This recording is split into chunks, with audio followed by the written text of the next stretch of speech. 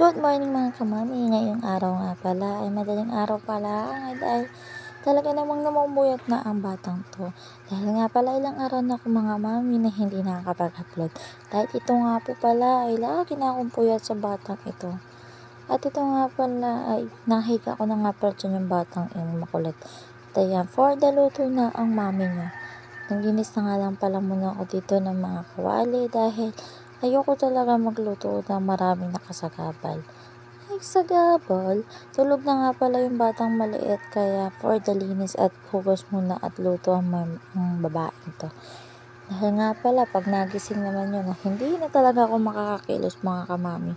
Mahirap naman kung hindi tayo makilos. Syempre, nakikitira lang tayo, kailangan talaga kumilos tayo kahit tayo puyat o nanlalambot man yan, hindi pwede tayo ay tatamad-tamad.